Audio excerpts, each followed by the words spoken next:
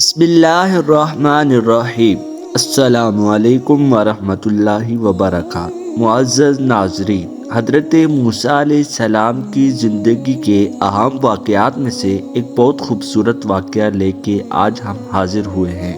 Video کو آخر تک ضرور دیکھیں، اچھی لگے تو لائک اینڈ سبسکرائب ضرور کریں۔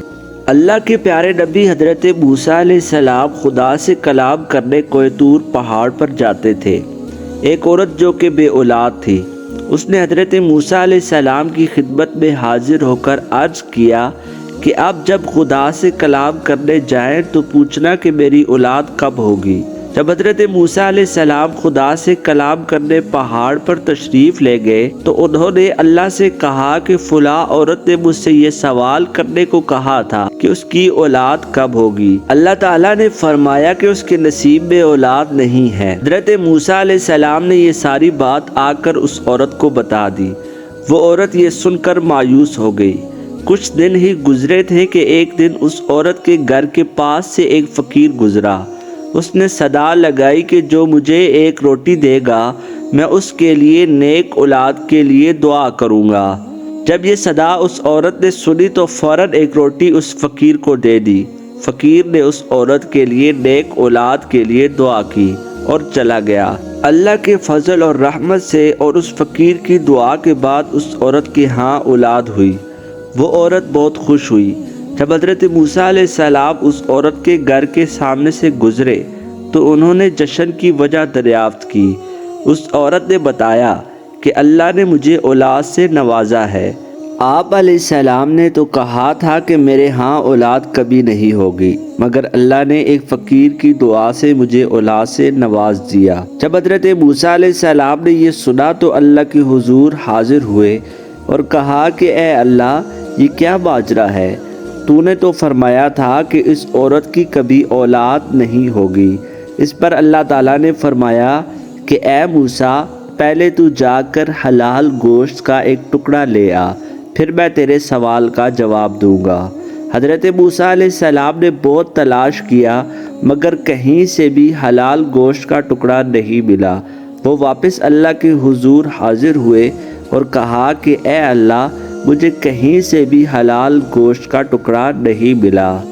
اس پر اللہ تعالیٰ نے فرمایا کہ انسان کے گوشت کا ٹکڑا لے آؤ۔ حضرت موسیٰ علیہ السلام نے سوچا کہ یہ تو ایک اور مشکل کام ہے، مگر اللہ کا حکم تھا اس لیے نکل پڑے۔ بہت تلاش کرنے کے بعد بھی کہیں سے انسان کے گوشت کا ٹکڑا نہ ملا۔ وہ تلاش کرتے کرتے ایک جنگل میں پہنچ گئے۔ اس جنگل میں وہی فقیر بیٹھا تھا جس نے اس عورت کے لیے دعا کی تھی۔ اس فقیر نے حضرت موسیٰ علیہ السلام سے ان کی پریشانی کی وجہ دریافت کی تو حضرت موسیٰ علیہ السلام نے سارا ماجرا بیان کر دیا۔ یہ ماجرا سن کر اس فقیر نے جواب دیا کہ صرف ایک ٹکڑا چاہیے، کوئی چاقو ہے آپ کے پاس؟ حضرت موسیٰ علیہ السلام نے چاقو نکال کر دے دیا۔